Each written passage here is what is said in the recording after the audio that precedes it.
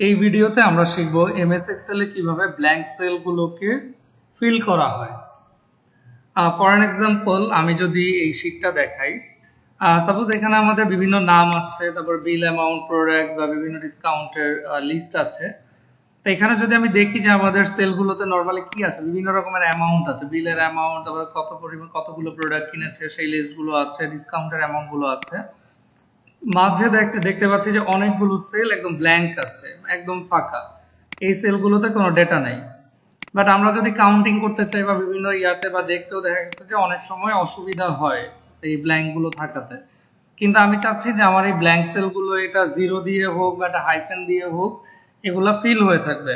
তাহলে আমি কি করতে পারি, আমি যেটা ম্যানুয়ালি করতে পারি, ব্ল্যাঙ্ক সেলগুলোতে কার্সার নিয়ে আমি 0 0 এভাবে টাইপ করতে পারি, বা যদি হাইফেন দিতে চাই তাহলে আমি এভাবে হাইফেন, সরি ফর্মুলা লিখে ফেলছিলাম, এন্টার দিই হাইফেন দিয়ে এন্টার।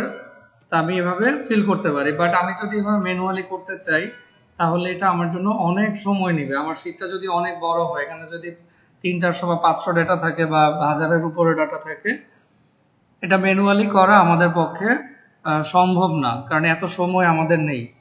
এই কাজটা আমরা খুব সহজেই অল্প সময়ের মধ্যে গো টু স্পেশালের থ্রুতে আমরা এটা করতে পারি। আসেন দেখে নেই আমরা এটা কিভাবে করতে পারি। ফার্স্ট অফ অল আমি কন্ট্রোল এ দিয়ে আমি পুরো সেলটাকে সিলেক্ট করে নিলাম।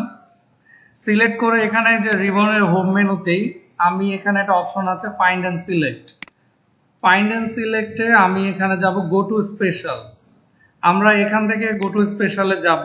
গো টু স্পেশালে গেলে আমি এখানে দেখেন অনেকগুলো অপশন পাচ্ছি। এর মধ্যে একটা অপশন আছে এখানে ব্ল্যাঙ্কস।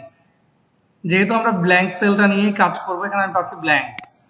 ব্ল্যাঙ্কসে যখন আমি ক্লিক করলাম, ওকে দিলাম, দেখেন আমার যতগুলো ব্ল্যাঙ্ক সেল আছে সবগুলো ব্ল্যাঙ্ক সেল সিলেক্ট হয়ে আছে।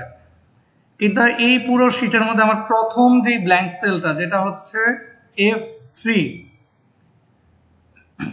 F3 সেলের আমার এই কলাম, এই সেলটা, এটা হচ্ছে ব্ল্যাঙ্ক, এবং ব্ল্যাঙ্কের মধ্যে 1 নম্বরে আছে এইটা, এবং এই কারণে এটা সাদা হয়ে আছে, কারণ আমি এখন যে ইনপুটটা দিব এটা এই সেলটাতেই বসবে।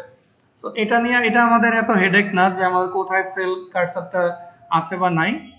যেহেতু আমার এটা ব্ল্যাঙ্কস দিয়ে আমি পুরোটা সিলেক্ট করে ফেলেছি, সব ব্ল্যাঙ্ক সেলগুলো, আমি এখন জাস্ট চাচ্ছি 0 দিয়ে ফিল করতে। তাহলে আমি লিখি 0। দেখেন এই ব্ল্যাঙ্ক সেলটাতে 0টা টাইপ হয়েছে। এখন যদি আমি এন্টার দেই, দেখেন আমার বাকি সেলগুলো কিন্তু একদমই ব্ল্যাঙ্ক, বাকিগুলোতে কিন্তু 0 ইনপুট হয় নাই। 0 ইনপুট হয়েছে শুধুমাত্র যেই সেলটাতে কার্সার ছিল F3 তে, শুধুমাত্র সেখানে। কিন্তু আমি তো চাচ্ছিলাম যে এক ক্লিকে যেন সবকিছুতে হয়। তাহলে আমি আবার করি, দেখাই আসলে আমার কি করতে হবে।